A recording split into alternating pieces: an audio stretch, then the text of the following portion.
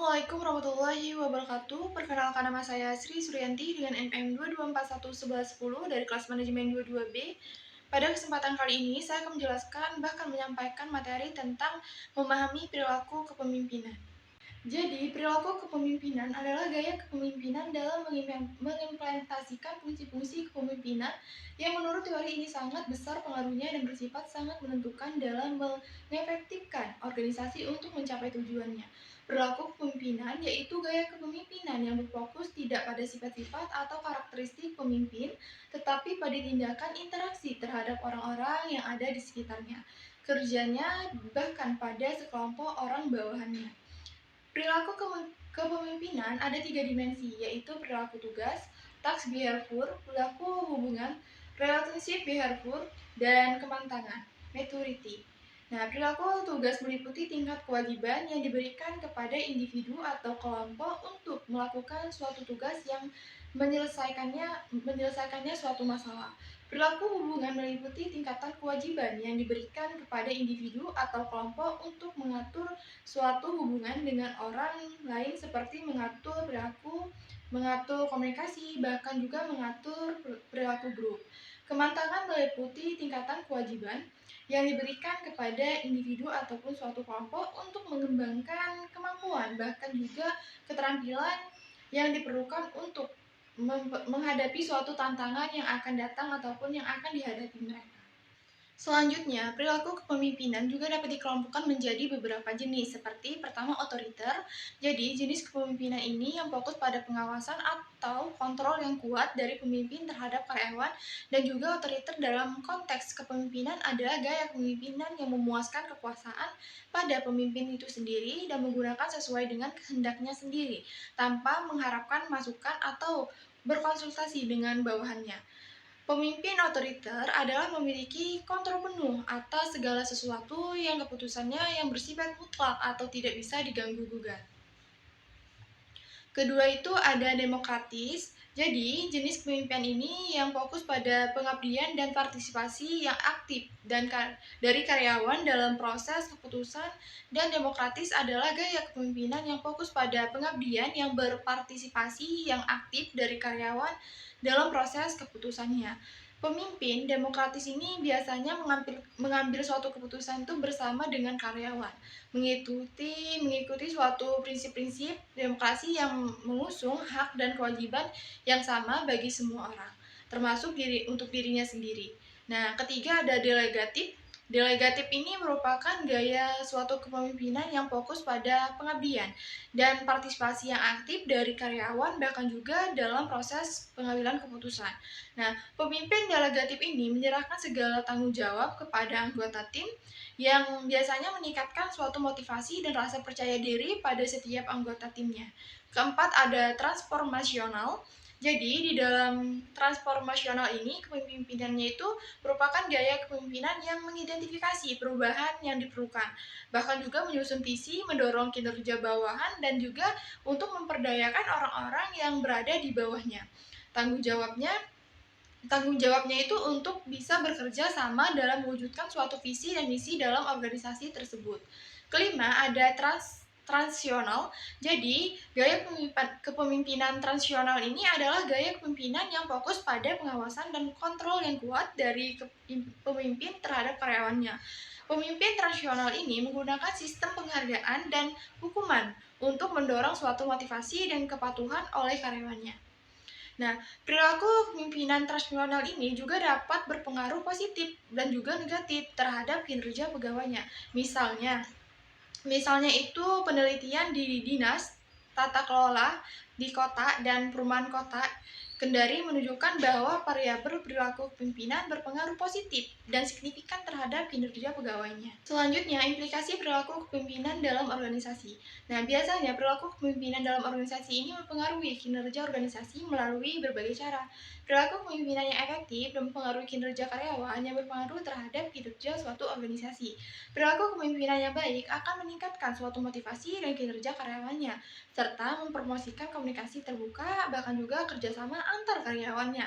Perilaku kepemimpinan juga dapat mempengaruhi kemampuan manajerial dalam melakukan suatu manajemen sumber daya manusianya kepada sekolah yang memiliki kemampuan manajerial yang baik akan dapat menjadi pendorong dan penegak disiplin bagi para guru-gurunya agar mereka mampu menunjukkan produktivitas kinerjanya dengan baik. Perilaku kepemimpinan juga dapat mempengaruhi kemampuan manajerialnya dalam melakukan suatu manajemen konflik. Nah, hasil analisis FIM menunjukkan bahwa semakin baiknya perilaku pimpinan kepada kepala sekolah akan meningkatkan manajemen konflik.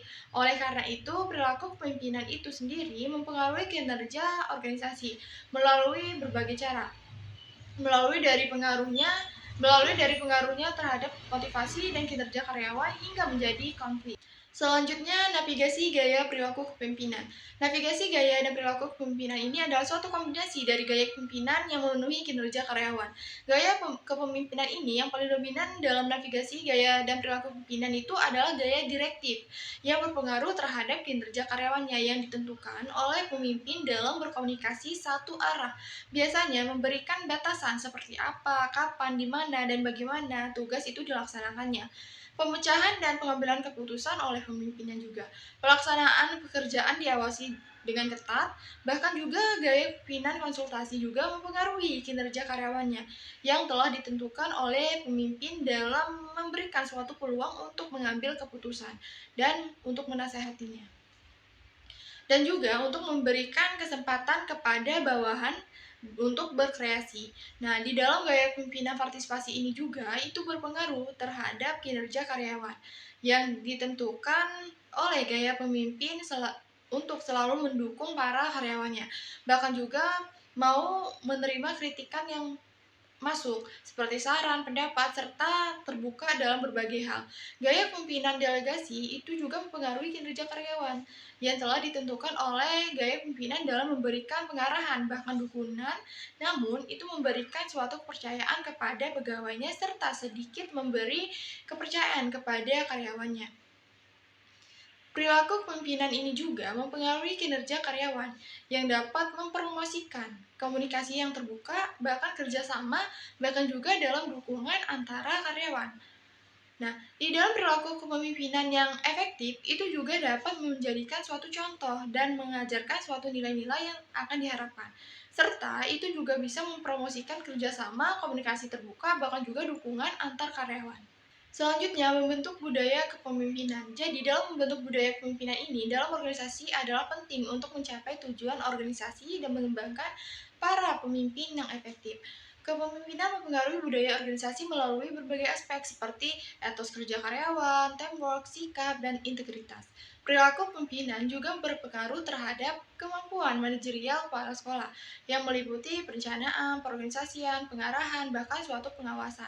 Nah, di dalam ini kepemimpinan ini memiliki kemampuan manajerial yang baik akan dapat menjadi pendorong bahkan juga penegak disiplin bagi para karyawan mereka agar mampu menunjukkan produktivitas kerjanya dengan baik. Selanjutnya, strategi kepemimpinan berbasis perilaku untuk meningkatkan kinerja tim. Jadi, dalam strategi pemimpinan berbasis perilaku yang efektif dapat meningkatkan suatu kinerja tim dalam beberapa cara. Nah, beberapa strategi kepemimpinan berbasis perilaku yang dapat mengarahkan tim ke kesuksesan. Di antaranya itu pertama, itu ada keterlibatan pemimpin dalam tugas tim. Jadi, keterlibatan pemimpin dalam tugas tim ini seorang pemimpin yang terlibat secara langsung dalam tugas-tugas tim yang dapat membantu meningkatkan kinerja tim tersebut. Ini dapat dilakukan dengan mengidentifikasi tugas yang sesuai dengan kemampuan masing-masing anggota tim serta mengatur suatu komunikasi dan koordinasi yang efektif. Kedua, itu ada komunikasi terbuka dan efektif. Jadi, di dalam komunikasi terbuka dan efektif ini, itu dapat membantu tim untuk mengembangkan keterampilan dan memperbaiki komunikasi dalam tim. Nah, ini dapat dilakukan dengan menggunakan metode yang efektif seperti meeting, email, ataupun via chat. Ketiga, itu ada delegasi tugas yang bijaksana. Nah, biasanya di dalam delegasi tugas yang bijaksana ini, pemimpin yang efektif dapat membantu tim untuk mengembangkan keterampilan bahkan memperbaiki suatu komunikasi dalam tim. Nah, ini juga dapat dilakukan dengan mengidentifikasi tugas yang sesuai dengan kemampuan masing-masing anggota tim tersebut.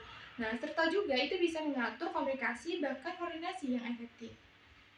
Keempat, itu ada untuk menciptakan lingkungan kerja yang positif. Nah, biasanya di dalam menciptakan lingkungan kerja yang efektif, pemimpin yang efektif dapat membantu tim untuk menciptakan lingkungan kerja yang positif dan mendukung.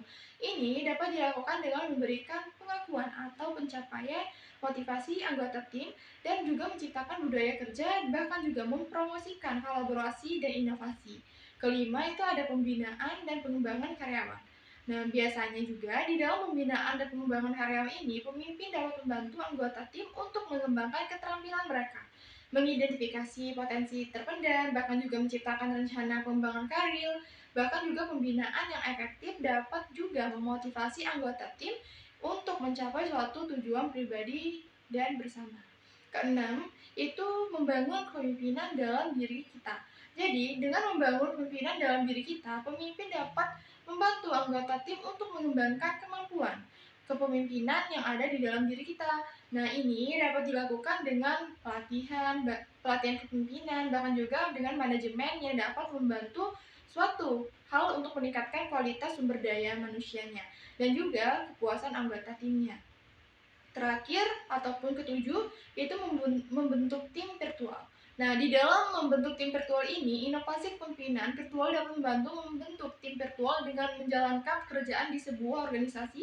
Ini dapat membantu tim untuk mengembangkan suatu kemampuan kepemimpinan dalam diri mereka, serta mencapai tujuan bersama hingga aktivitas yang tinggi. Nah, dengan mengimplementasikan strategi kepemimpinan berbasis perilaku yang efektif, seorang pemimpin juga dapat membantu tim untuk mencapai kinerja yang tinggi, bahkan juga bisa mencapai tujuan mereka bersama. Sekian penjelasan materi dari saya tentang memahami perilaku kepemimpinan. Apabila ada penjelasan yang kurang tepat, kurang baik, saya mohon maaf. Terima kasih. Wassalamualaikum warahmatullahi wabarakatuh.